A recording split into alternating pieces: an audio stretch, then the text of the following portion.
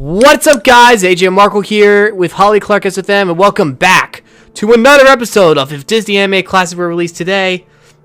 Hey, if you guys are new, please check out the playlist so you guys don't miss out and see where we started. So anyway, guys, the reason I do this series with Holly is because we like Disney, we like classic Disney, and we also like talking about it, and we review some of the classics and see how they will be rated today. My phone vibrated. Shut up. Anyway, today's episode, we're doing Sleeping Beauty. Yep. Anyway, let's start Sleeping Beauty. It all starts off in a European kingdom by King Stefan and Queen Leah. They were a king and queen that wanted to have children for a long time, but they never did. But then after a while, they gave birth to a daughter, and I'll let Holly explain the daughter's name because I will butcher it. Okay, so the daughter's name is Aurora, as in like an aurora flower, which also means like dawn and dusk, which is a fun fact. Anyway, so they decided to celebrate the birth of the princess by having, I don't really know what it's called. I think it's supposed to be sort of like a ceremony to celebrate the baby. They call it a christening. That's what it says from my notes. Thank you. And they invited a lot of people, including 3 particular fairies: Flora, Fauna, Merryweather. Not Floyd Merryweather, people. Get that out of your head. Yeah, and not the Merryweather from Zootopia. One movie. We are not doing 3D movies for Disney. We're going anime classic 2D anime classics. So, anywho, the 3 fairies came and decided to, in honor of the king and queen, bestow a gift each for the princess. Like, one was of beauty and grace. The other one was having a wonderful singing voice. And we were about to get a final one, but boom! An unexpected guest came and ruined the party. Yeah, talk about a real party pooper. Her name is Maleficent. Not the show, guys. Come on. Yeah, but please. Maleficent is an evil sorceress. All right, witchcraft, Disney. I see ya. Yeah. And totally not. Yeah, and this is one of the few episodes, moments that you ask yourself, was this preventable? Probably. She was not invited, so in her rage, she actually put a curse that on her 16th birthday, she will prick the finger on a spindle of a spinning wheel and die. Yeah, that's how it. As she left, one of the fairies says, "Oh no, Merryweather." Since she didn't exactly get her chance to give the princess her own gift, she technically stopped the curse somewhat with like minor adjustments, such as not the princess dying, but put into a non-comatose sleep until the prince, true love, gives her a little smooch and then she wakes up. Does this sound familiar? Snow White, people. Yeah. Forgot to mention. She was also betrothed to Prince Philip. So. Yeah.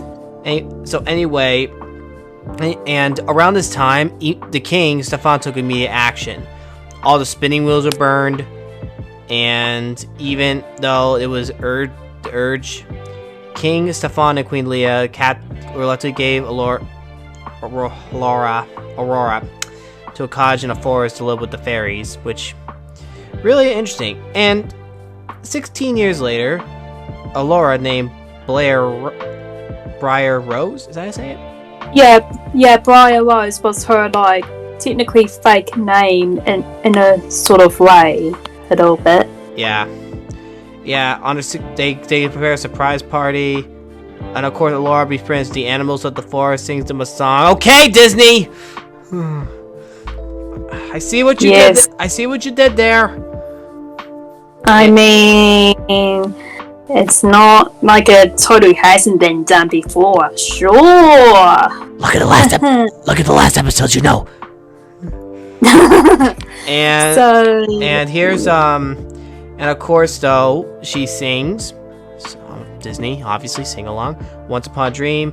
Philip, now a handsome young man, follows her. She's frightened because she's not allowed to talk to strangers. But however, they do fall in love, and she invites Philip, obviously.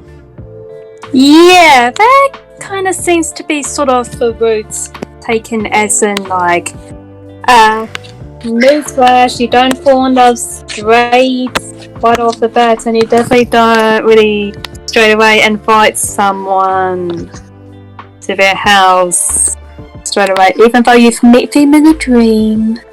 I know this was 1959, I should have mentioned that earlier, but seriously though, don't do that, people. And meanwhile, Flora and Maywood are arguing over Aurora's gown. Pink, I like blue. Pink, I like blue. I remember that so bad. Yeah, it was pretty funny, I'll admit. That was probably the funny part. Yeah. Unfortunately, though, Maleficent had a raven who found her location. But when she told the three fairies her love, they told the truth that she's a princess and she's already betrothed to a prince and she must never meet the man. But she was so heartbroken she cried in her room. Yeah. But little does Aurora know that the man she actually did meet was actually Prince Phil, but she didn't know that because he did say what her name was. But she ran off. So who knows? Yeah, but unfortunately though, she wasn't the only one devastated. King Holbert, the father, told the prince that he can't marry the peasant that was peasant girl because it was already prearranged. This is another plot twist. They fell in love and they were already prearranged. They didn't even know it. Unfortunately, yeah. Anyway, the fairies take Aurora to the castle for birth celebrations, but guess who happened to be there? Maleficent.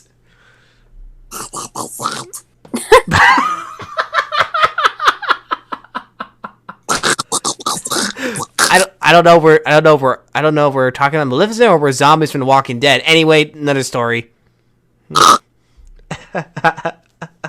Anyway, Maleficent tricks Aurora into a room and had the spinning wheel and then pricked the finger and she fell into a deep sleep. You guys get the hint by now. Yeah. So, in order to stop it from getting too chaotic, I think, the fairies cast a powerful spell on all the people in the kingdom, and they all fell asleep until the spell on the princess was broken.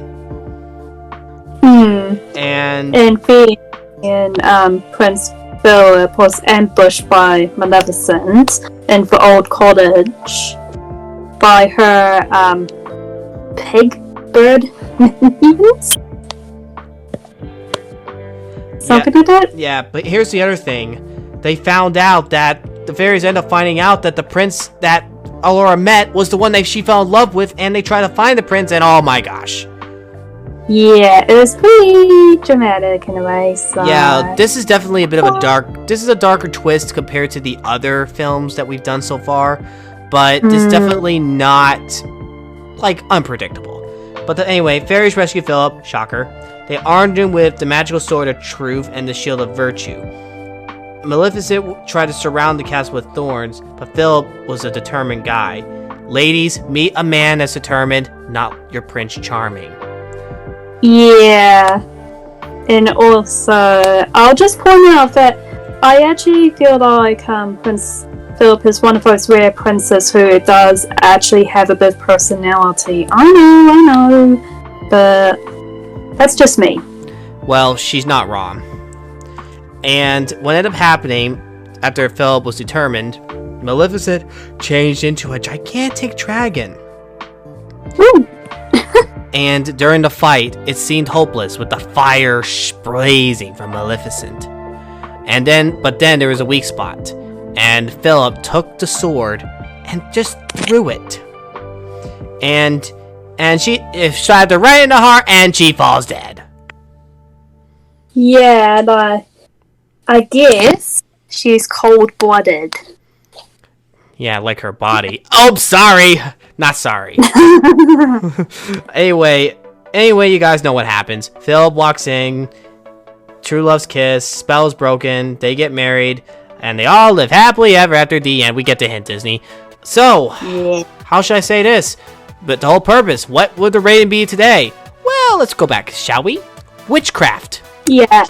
Already a dark turn. And also, a lot of magic in here. That's a mixed bag. I know. Also,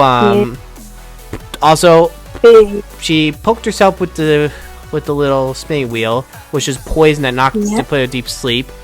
Again, by the witch. Also, there was a bit of alcoholism too. Well, yeah, it's royal wine.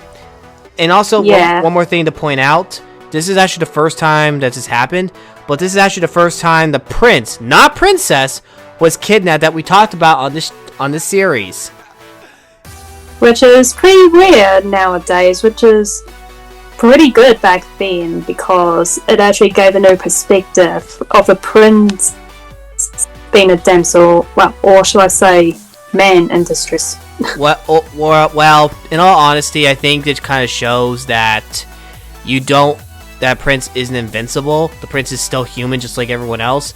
And Disney kind of changed the formula to being this less than, like, the predictable, like, he has to save the princess, but he's kidnapped and he has to get rescued by 3 fairies, which is okay. And